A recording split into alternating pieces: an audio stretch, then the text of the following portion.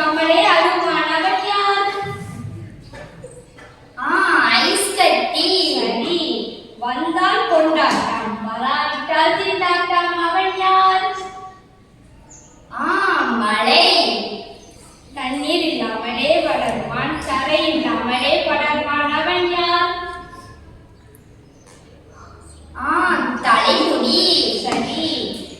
உச்சத்தில் நிற்பான், மூளையில் படுப்பான், அவன் யார்? துடைப்பான். சரி.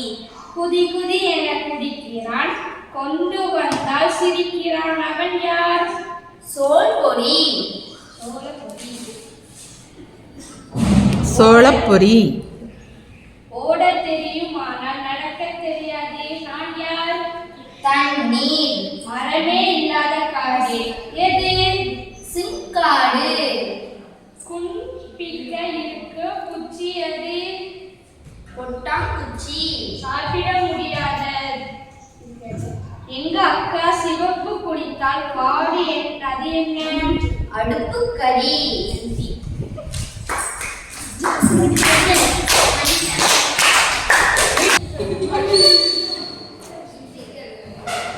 இப்பொழுதாக விடுகதை கேட்டு அப்படியே பதில் சொல்லி அருமையாக சொன்னார்கள். அடுத்ததாக வரப்போகிறது என் பள்ளியில் 8ஆம் வகுப்பு மாணவர்கள் நாடகம்.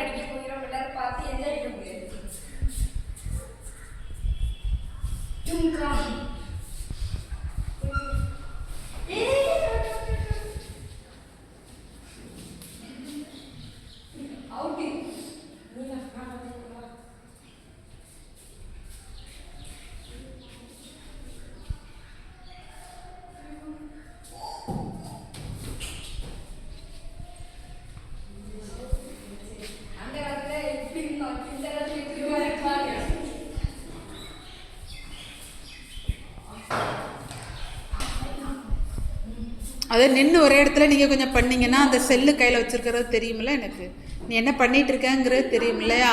அதில் நின்று கொஞ்சம் பண்ணுங்க. நின்று ஒரு 1 மினிட் கொஞ்சம் நேரம் நில்லுங்க, நான் போதும்.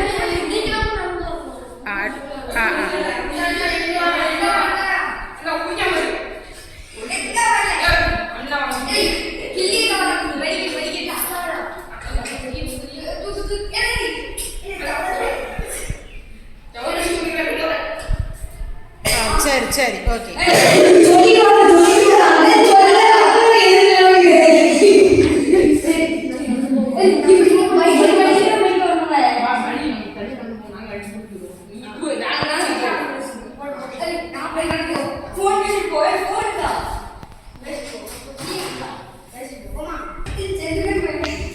சொல்ல வந்த கருத்து என்ன, அதை சொல்லணும்ல ஒரு ஆள்.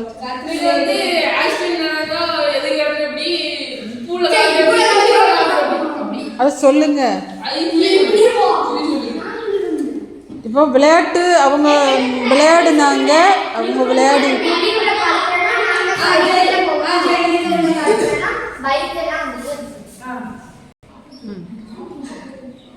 சொல்லு.